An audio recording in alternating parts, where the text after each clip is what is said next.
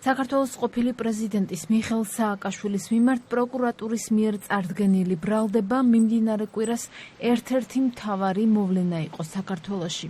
ამერიკის ხმას საშუალება მიეცა ექსკლუზიური ინტერვიუ ჩაეწერა სენატორ ბენ კარდინთან, რომელიც ამ თემაზე კომენტარს აკეთებს.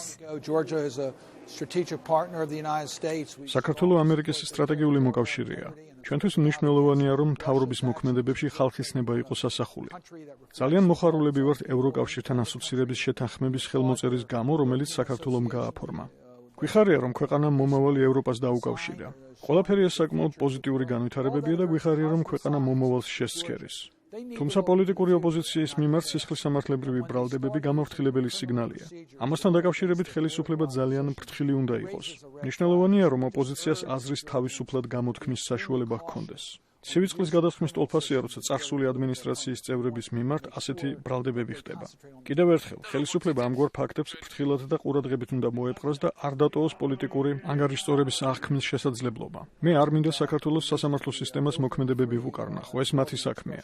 თუმცა სამართალდამცავ სტრუქტურებზე ზეწოლა ან ასეთი აღქმა არ უნდა გრჩებოდეს. გაიხედეთ წინ და არა უკან. კონგრესმენი ჯიმ გერლახი საქართველოს საკითხებს თვალს კარგა ხანია ადევნებს. Suffice to say that Georgia is a very important friend and important ally as well of the United States. საქართველო ამერიკის მნიშვნელოვანი მოკავშირე ქვეყანაა.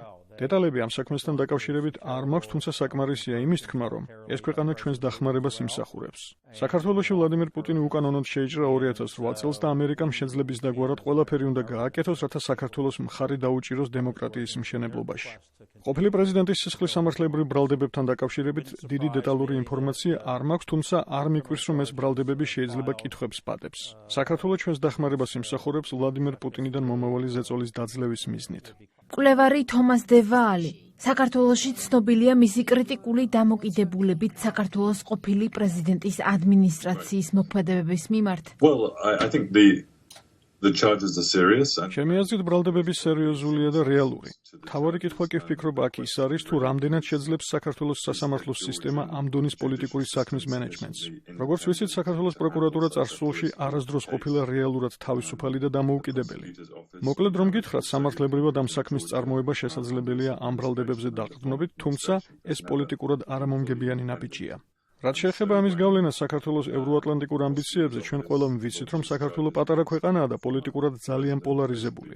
ამასთან ერთად მის გარშემო ბევრი კრიზისი მიმდინარეობს, მათ შორის უკრაინის, ჩრდილოეთ ყარაბაღის, ახლო აღმოსავლეთის ამბები. საკუთრივ საქართველოში მიმდინარე პოლიტიკური თუ სასამართლო პროცესი ამ ქვეყანას არ ამგონია დაეხმაროს ვრცელ კონტექსტში. ანა კალანდაძე, ამერიკის ხმა, ვაშინგტონი.